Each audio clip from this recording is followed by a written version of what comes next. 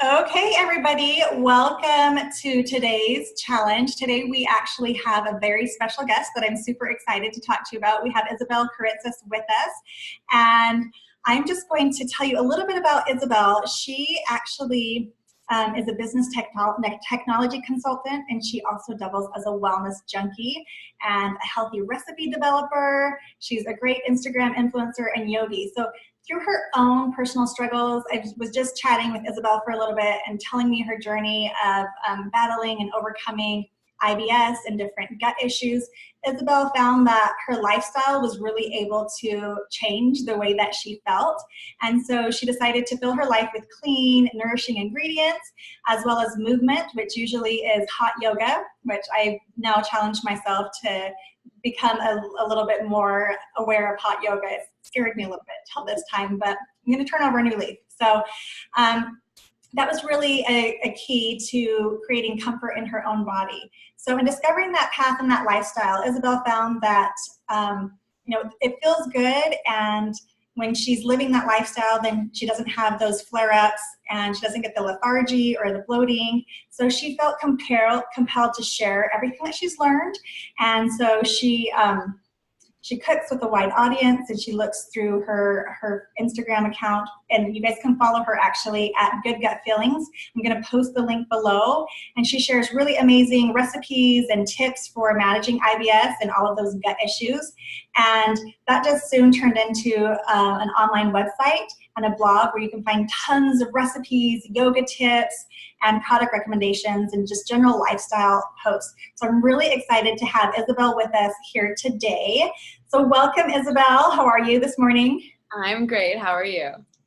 Good. So I have a couple questions. I know people are excited to hear from you. So our first question is, can you tell us how long you've been pursuing your business and why you have a passion for doing what you do?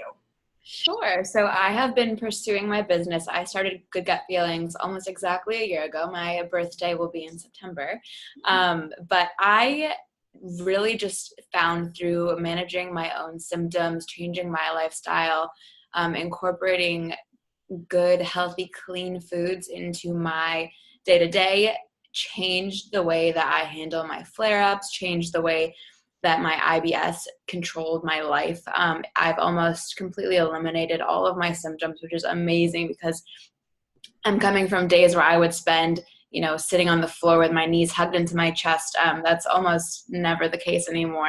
We all know how horrible that can be. And so I just found that it was worth sharing. It was worth something, a discussion should be started about. And I thought that Instagram was the really perfect platform. I love, taking pictures of my food, so that helps too. And it seemed like the obvious choice to just really share my message and share what I'd found with everybody. Awesome. Yeah, it's crazy how debilitating something like IBS can be, and it really affects your ability to work and play and enjoy all aspects of life. Exactly. Okay, so the next question I have for you, since we're talking about food travel, I know for me personally, this is something that it's a struggle, to be honest, especially with 4 kids in tow. It's a lot easier when you've got the comfort of your own home and you've got your local grocery stores, you know exactly kind of your routine. But traveling on the road, especially going into other countries, sometimes it's just like we end up stopping for fast food, or we end up taking some shortcuts because we haven't prepared right. So I'd love to hear your top 3 tips on how you can eat nutritiously while on the road, because the worst part of a vacation is if you don't eat well and you just feel sick the whole time. That really put a damper in your day, or you've had experiences of food poisoning or just tummy upset when traveling. So what are your best tips for that? So my number 1 tip actually would be to just stay hydrated. It's so hard to remember, especially if you're in the car. Like, you don't want to drink a lot of water, maybe, because that means you'll have to stop more and whoever you're driving with will be annoyed. But at the end of the day, it's your body. And if drinking more water is going to make you feel better, then you ask for that extra stop and you get that aisle seat on the plane and you get up to go to the bathroom because you're staying hydrated, you're staying properly on top of your health. And it's the one thing that I think is foregone first on the list. I've gotten in the car before and said, don't worry, I haven't had any coffee or any water in a day, so I won't need to stop. And at the end of the day, that's really just detrimental to yourself. I think there's something to be said for sort of being selfish with your health when it comes to traveling. And I think that a lot of people try to minimalize that so that they don't impart their needs upon anybody else. So water is definitely my first tip. And that sort of bleeds into my second tip. And the one thing that I try to do more often than not is just to ask for customizations. You're allowed to be the person who takes 30 minutes to tell the waiter your order when you're out to eat somewhere. If you need to, did I say 30 minutes? I meant 30 seconds. You're allowed to say, no cheese. That's a bit much. No, that is a bit much. But you're allowed to say, can I have the cheese on the side? And can I have the dressing on the side, please? And do you have any other bread options? Or, this vegetable doesn't really sit well with me. Can the chef make it without it?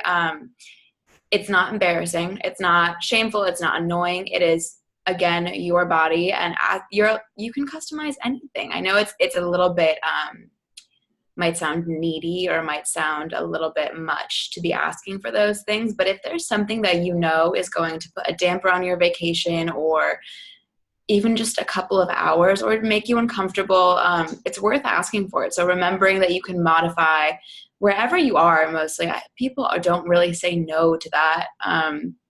So definitely taking advantage of that. And my third one would be to be prepared. And I know we just talked about what to do if you're in a pinch, but the things that I always have with me, I bring digestive enzymes. My favorite brand is Silver Fern, if anybody is looking for a good one. And you just have them in your back pocket, have tools in your arsenal to be ready for whatever gets thrown your way. Another great one is activated charcoal.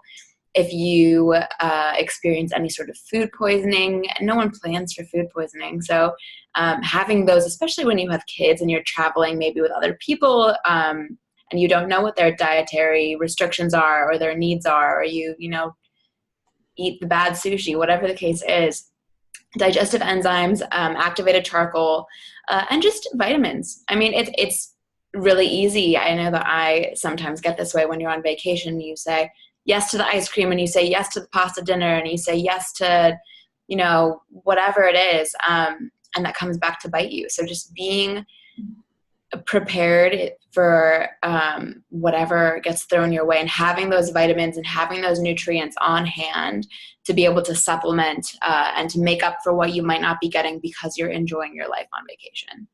Oh, I love it. So I love the hydration. That's a really good point. Sometimes I notice too, especially if you're on a vacation where you're in the water a lot of times, you forget that you need to actually put water in. Exactly. You're surrounded by it, so you forget you're thirsty, right? Now, do you subscribe to the thought that you want to drink about half of your body weight in ounces? I think that's definitely a good start. If you can go for more, why not go for more? But that's absolutely a good start. And it's a good measurement to give people. I think a lot of people work really well when given a goal or have a measurement. And it becomes more personalized when you say, I weigh this much and this is my personal goal for water. It makes it a little bit more motivating. And it's easier when you're measuring instead of just feeling like I know I have to drink my jar of water 6 times at least. Exactly. Go beyond that, then that's great. And I love the asking for customization as well. And I think that whole permission, giving ourselves permission to take care of ourselves. When you fly in an airplane, the first thing they tell you to do is that if there's an emergency, you put on your own mask first, because you can't really help other people if you're not taking care of yourself. And I think that's something that we forget when it applies to other parts of our lives. And really, they would rather be inconvenienced by having to stop for a bathroom break or wait 30 seconds for you to place your order than by having you be cranky. Right, the alternative.